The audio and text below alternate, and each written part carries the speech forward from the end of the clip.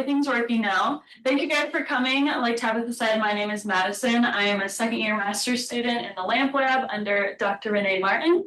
And today I'm going to be talking to you about my research on the reproductive ecology of big-headed carp in the Platte River. So to start, over 37,000 species worldwide have been introduced into areas outside of their native range, and just a little over 9% of these have shown negative impacts, so invasive species. And big-headed carp are a part of this seemingly small number. So the term big-headed carp entails two species, silver carp and bighead carp, shown in this photo here. These species can primarily be identified by their deep bodies and broad heads, and more obviously their low-set eyes. They also have this curved lateral line, shown by the red line here. Bighead carp on the top here have dark irregular blotches along their back and sides that can be used to quickly distinguish between the two species. Although differences in gill raker structure and the length of the ventral keel are more reliable morphological characteristics for distinguishing the two species. Big-headed carp are native to Eastern Asia and have been brought over to the United States in the 1970s, primarily for use as biological control in aquaculture ponds, but they have since escaped these ponds through flooding events or the release of contaminated live bait buckets. Since their spread into the US, they are now primarily abundant in the upper and lower Mississippi River, the Missouri River, and the Ohio River basins. So the big glaring question here, why carp? Of all the invasive species we have in North America and Nebraska, why are we spending so much time and effort on these species specifically? Well, to start, the presence of big-headed carp in North America have amounted to about $592 million, and this cost has gone towards containment and long-term management. And the $592 million was discovered before the Brandon Road Lock and Dam project advancement, and that was set to cost about $1.2 billion. And that was primarily to keep invasive carp out of the Great Lakes. Additionally, according to the Nebraska Game and Parks Commission, big-headed carp are considered Category 2, so priority aquatic invasive species. This means they are currently present in Nebraska, but with limited distribution, so they are highly unwanted and all efforts should be taken to prevent their spread. So a few reasons why they're unwanted in Nebraska specifically. There was this one study conducted in the lower Missouri River that found an average trophic overlap between silver carp and native species as high as 71%, and an overlap between bighead carp and native species as high as 64%. And the native species in this study specifically were bigmouth buffalo, paddlefish, and gizzard shad. So those are all species that we have in Nebraska. And so this means that big-headed carp are eating the same food and using the same resources as these native fish that we have. They also have these highly specialized gill rakers that allow them to filter phytoplankton, or plankton in general. So silver carp have these sponge-like gill rakers that are shown in the photo here that allow them to filter small phytoplankton, while bighead carp have these comb-like gill rakers that allow them to filter bigger zooplankton. And they also lack a true stomach, so they're able to feed continuously, and they can filter up to 40% of their body weight per day. And also these jumping fish or silver carp pose risks to unsuspecting recreational boaters, much like the one in this photo. So life history traits are key characteristics that are related to a fish's survival and reproduction and can be attributed to their success during evolution. So in order for a species to survive outside of their native range, they must have sufficient plasticity to make adjustments to these life history traits. And we see that in big-headed carp in North America. So what we know so far about these species in their invasive range is that they mature as early as 2 years old, which is significantly earlier than those in their native range, where this is about 4 to 8 years old. Big-headed carp exhibit a protracted spawning season in North America, so it has been reported that they've begun to spawn as early as March and go through as late as October, while in their native range, this window is more April through July. Additionally, females continuously develop and release mature oocytes throughout the spawning season, as well as release these oocytes in multiple batches rather than during one spawning event. We also know that big-headed carp release their gametes into the open water column for external fertilization, meaning that they're pelagic broadcast spawners. And this is also a trait that is typical of native Great Plains fish. So given these life history traits, it's also important to next consider the conditions that are required for big-headed carp to spawn successfully. And we know in North America that these requirements are water temperature above 18 degrees Celsius, coupled with a rising hydrograph. And a minimum river velocity of 0.7 meters per second is required since they are pelagic broadcast spawners. So big-headed carp eggs are semi-buoyant, meaning they require some kind of velocity and turbulence to remain suspended in the water column. Otherwise, they will become buried in the sediment and perished. So this also means that they require a certain length of river downstream from where they are released. And at 0.7 meters per second, that's about 100 kilometers needed. Now, the vast majority of studies on invasive carp in North America have been conducted in these deep river systems, such as the Mississippi and Missouri, but their reproductive strategies and demographics in shallow prairie streams remains understudied despite their increased invasion in these systems. So that brings me to the study area of this project, which is the Platte River. So the Platte River is a highly turbid and wide prairie stream that is a major tributary to the Missouri River. It's characterized by shifting sandbars, braided channels, and shallow depths. Big-headed carp were first observed in the Missouri River along Nebraska in 1996 and have been documented throughout the Platte River in the following decades. They currently invade unimpounded reaches in eastern Nebraska, which is shown by these solid yellow lines here. And in these unimpounded areas, there are no physical barriers to fish movement, making these systems, specifically the Platte River, of high priority as it provides access to inland waters that are of high recreational, economic, and ecological value. Additionally, the Platte River is subject to daily and subdaily hydropeaking events due to the hydropower facility that is on the Loup River, which is a major tributary to the Platte. These fluctuations in water availability may alter vital habitat for native species and consequently provide suitable habitat for these invasive species. But fortunately, water inputs from tributaries can act as a buffer to these fluctuations. That being said, the role of tributaries may be important for a species' life history, and we were interested in sampling big-headed carp not only from the main stem Platte River, but from its major tributaries as well, which include the Elkhorn River, Salt Creek, and the Loup River. These tributaries differ in hydrology and connectivity, making them ideal for testing locality-specific reproductive patterns. And so that brings me to the research questions for this thesis that will aim to fill knowledge gaps on big-headed carp reproduction in shallow water systems. But before we get into that, we're going to take a little pop quiz. So I have 3 species here. There's one on the left, one in the middle, and one on the right. And for maybe my non-fish people, which species do we think would be invasive silver carp? Just shout it out. The right one. The right one. Left. Right. Right. I could be right. None of them are turkeys. No. Okay, you guys are correct. The right species is the invasive silver carp. So on the left, we have a gizzard shad, the middle is a threadfin shad, and then we have the silver carp on the right. And if you ever find yourself in a situation where you are frantically needing to identify juvenile fish at this size, don't forget this curved lateral line in the invasive silver carp that I mentioned earlier. So thank you for listening. Okay, back to the research questions. So number 1, what are the reproductive demographics of big-headed carp across the lower Platte River and its major tributaries? And number 2, what is the spawning chronology of big-headed carp and how does this differ across different spatiotemporal scales and in relation to environmental triggers? So for this talk, we're going to be touching on that first research question, but mainly focusing on examining spatial and temporal variation in the reproductive patterns of big-headed carp. So to start, we collected big-headed carp from 4 localities across the lower Platte River. The core population of big-headed carp is considered the Platte River and Missouri River confluence, which is denoted here as Plattsmouth. As we know, that occupancy decreases the greater the river kilometer upstream from this confluence. That being said, the Platte River in Columbus is what we consider the edge of their distribution.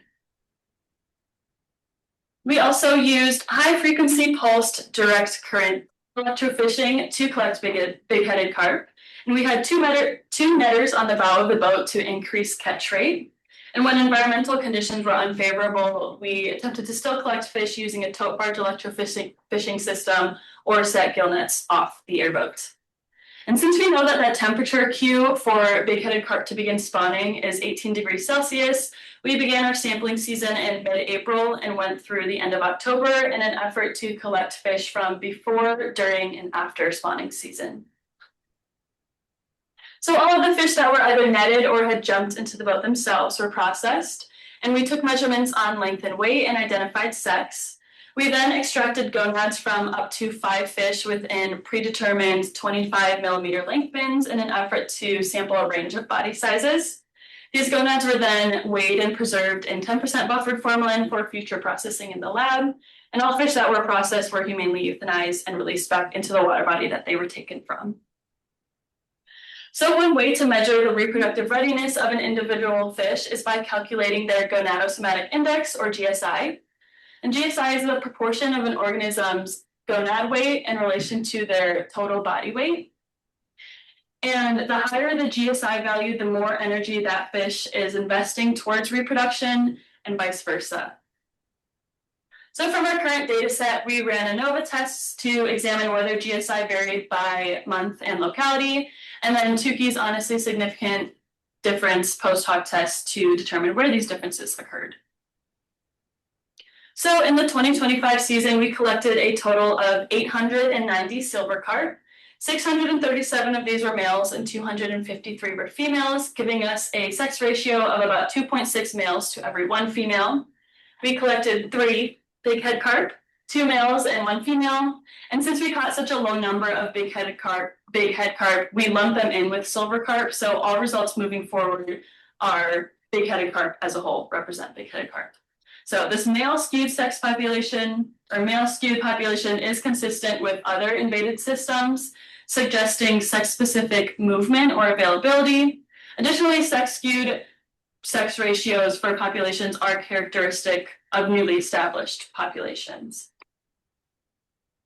So when we calculated GSI values of the 195 females whose gonads we extracted, we separated them by month.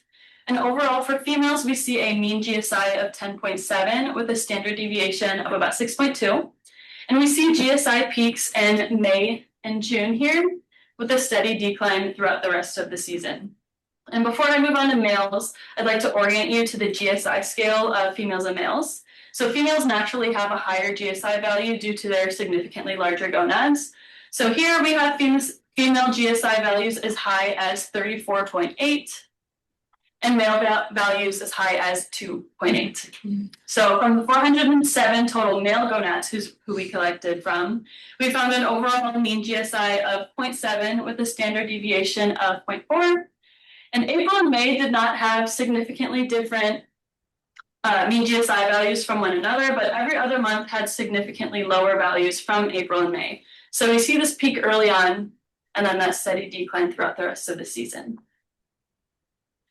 Now, when we're looking at female GSI values across localities, we see the lowest GSI came from fish caught in Platte, which is our core population of big-headed carp. And then it increased as we moved into Salt Creek, the Elkhorn River, and then the highest mean GSI was found from fish out of Columbus, which we considered the edge of our distribution. Males followed a similar trend with the lowest mean GSI found from fish in Platte, then the Elkhorn, then Salt Creek, and then again the highest mean GSI was found from male fish in Columbus. So from the analyses, we see that reproductive timing varies by sex. In females, we see that GSI peaked in June with values significantly higher than late summer and fall months. June was, however, not significantly different from April and May, but it did have the highest mean GSI value out of all of the months at 14.2.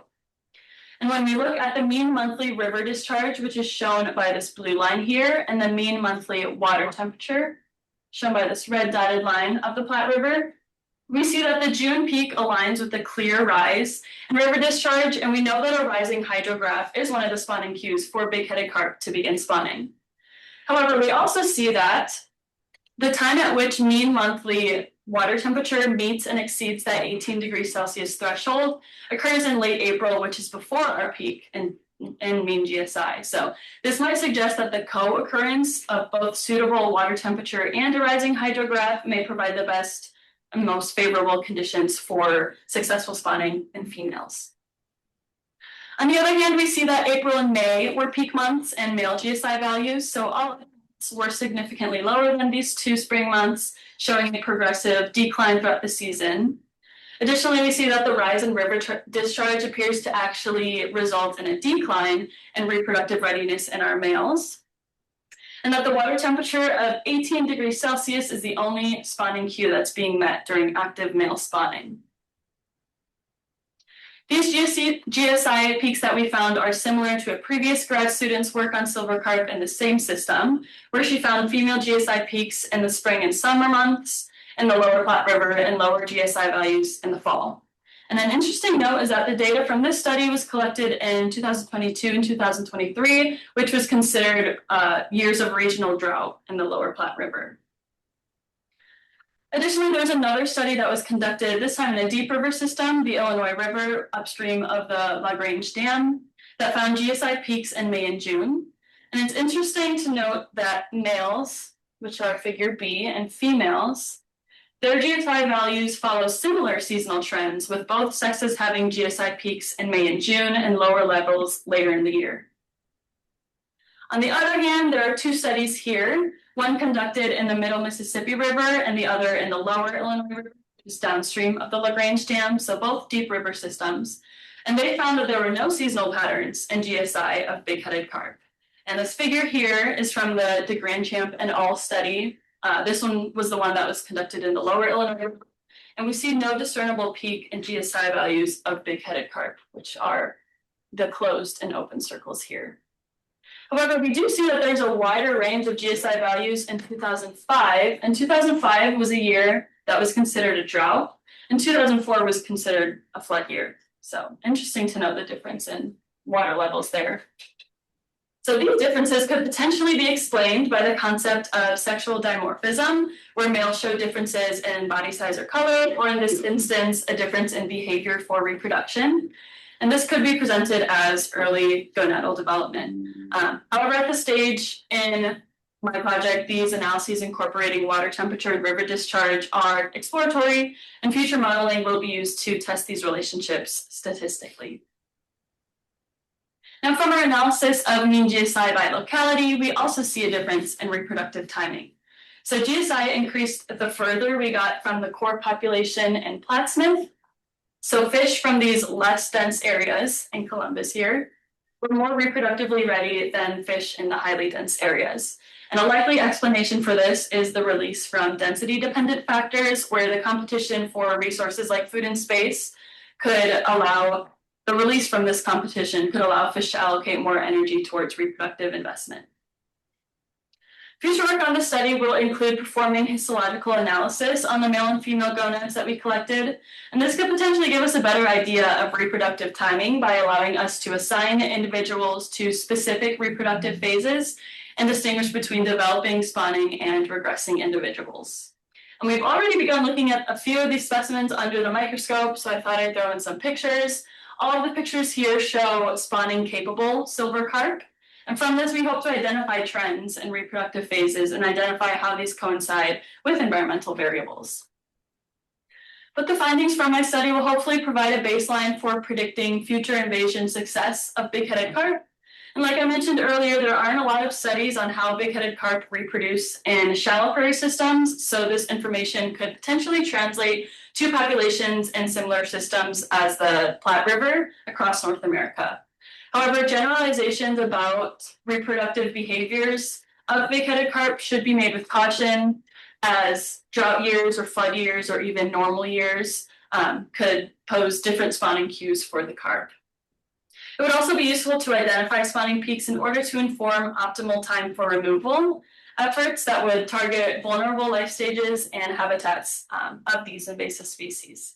So with more data, these models and analyses will be rerun to further validate our current findings and improve our ability to detect spatial and temporal patterns in reproductive readiness in big-headed carp.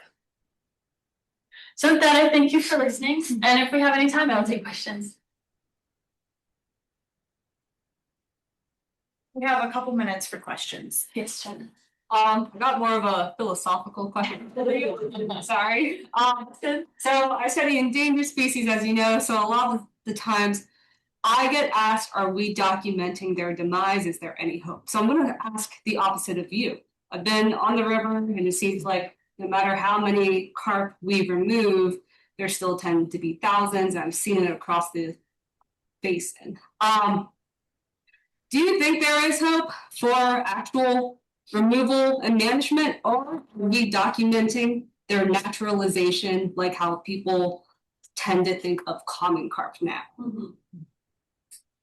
I personally think this is a losing battle, but I think that it is very important information because I do think we could slow their spread into systems, especially the Great Lakes, but I don't believe there's any way we could completely eradicate these species out of North America. Appreciate the honesty. Yes. You mentioned in the beginning the braided nature of rivers, and I'm wondering, are there reasons that you think the fish should be behaving differently in a braided channel versus in a more deep, non-braided? Yeah, so there are a lot of studies on how they're reproducing in the deeper river systems, and that's more like their native range. So they are more in the deeper river systems. I don't think there's a lot of documentation of them in these shallower systems, and especially the braided nature of the Platte River kind of breaks up these ecosystems for them, especially because during the summer months, more near like the Columbus site that I have, the river could become essentially dry. So we're kind of wondering too how that affects their timing of spawning and how successful they can be. Are you able to incorporate that, or Incorporate. like the fact that you're seeing drying in the river? Is that in any of your models, or maybe could be? I think we plan to incorporate that. I plan to look at the environmental factors a little bit more statistically. But I think it is interesting that the previous research from a grad student that focused on these populations was during drought years. And actually, I think 2025 is also considered a drought year mainly in the Platte River. So it's interesting to look at those kinds of years versus flooded years, and kind of what I touched on the other studies too, that were looking at different years that had different water conditions. Yes.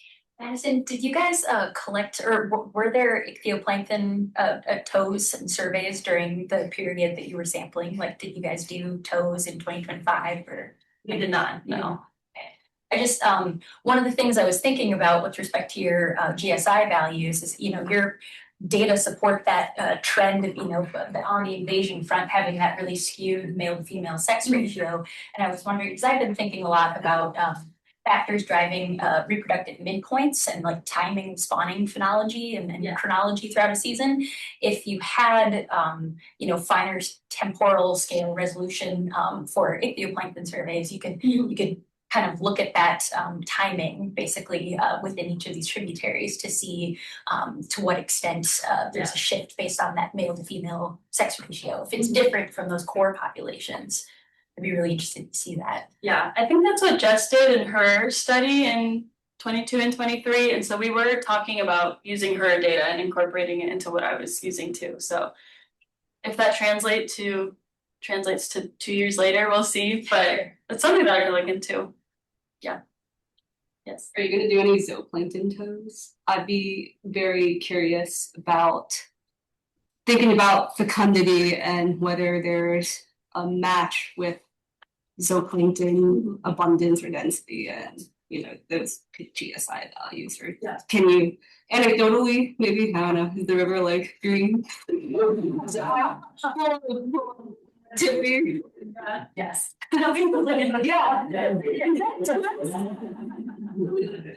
Yeah, that would be interesting.